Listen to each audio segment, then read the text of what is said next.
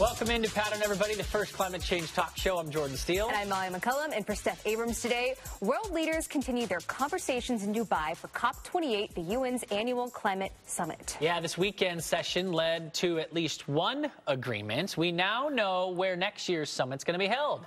The Republic of Azerbaijan is going to play host. And that means next year's conference will once again be held in an oil-rich nation because 90% of Azerbaijan's export revenues come from oil and gas. The decision is in part of a peace treaty between Armenia and Azerbaijan after a years-long conflict between the two countries.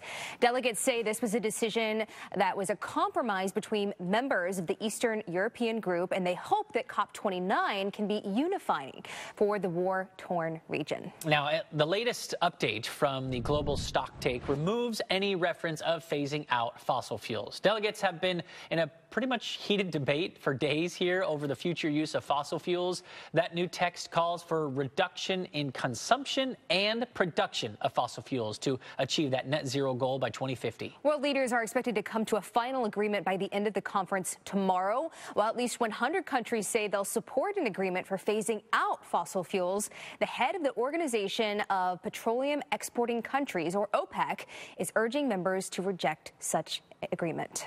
Now, with one more day left in this year's Conference of the Parties, we will see any headway, if there is any headway, on a pledge to reduce those fossil fuels. Dan Jasper is a policy advisor for Project Drawdown, a nonprofit with the mission to help the world stop climate change.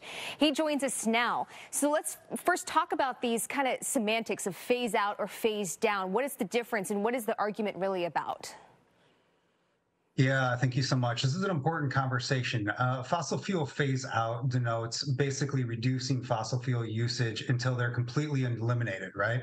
Fossil fuel phase down would just reduce usage a little bit with no clear intention to actually eliminate their usage altogether. This is incredibly important, especially when we're looking at the science. The science is telling us very clearly what we need is a fossil fuel phase out. And I heard you mention that the language around that has unfortunately been stripped from the global stocktake.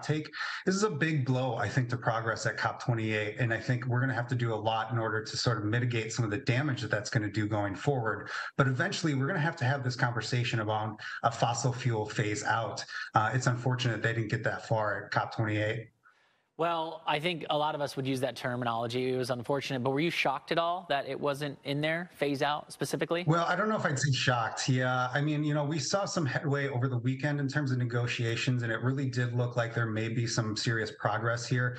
But, the devil's always in the details, and there was draft language around a fossil fuel phase out, but it did include some language that allowed for a lot of wiggle room in terms of interpretation. And what we need from international agreements is very clear, simple language that allows for no wiggle room. Now, we've heard from also groups on the ground like Demand Climate Justice that this whole discussion may have been a large gambit by rich countries who wanted to put forward this language in order to look like climate champions, but understood that OPEC would fight the language. And so in a way, it was a little bit of a gambit so that they could look like climate leaders, but ultimately would not see the language go through. So no, I'm not necessarily surprised, but it is still unfortunate that we didn't see any language around fossil fuel phase out, because that was a possibility. Of course, that's what's making headlines right now, but just around COP28, we've seen a lot of scary headlines about tipping points. Are there any goals that we're in jeopardy of not meeting, and are any of the discussions about that right now?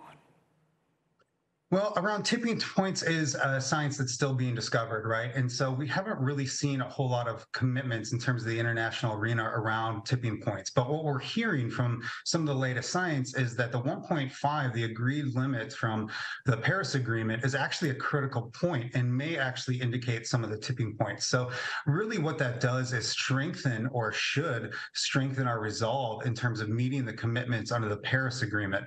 Tipping points in themselves have been mentioned in some of the documentation that have come out, especially from the IPCC, and I think we'll see some language around it in the global stocktake as well, but there aren't necessarily commitments around it just yet.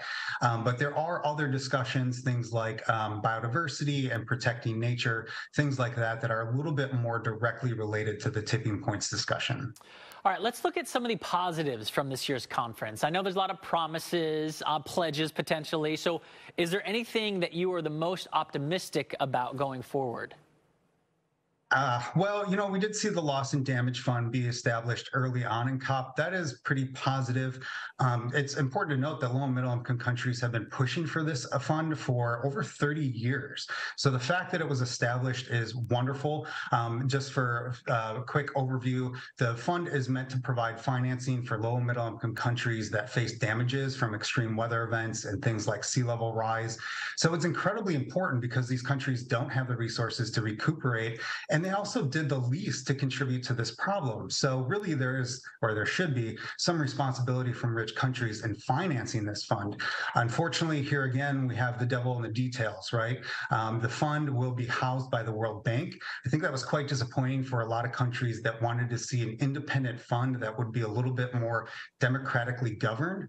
So far, we've seen about $700 million committed to the fund, which sounds like a lot, but I think I've heard estimates that that's just 0.2% of what this will require. So we have a little bit of a snowball going here, but it's going to take a long road to get to where we need to. Nonetheless, it is still a positive outcome.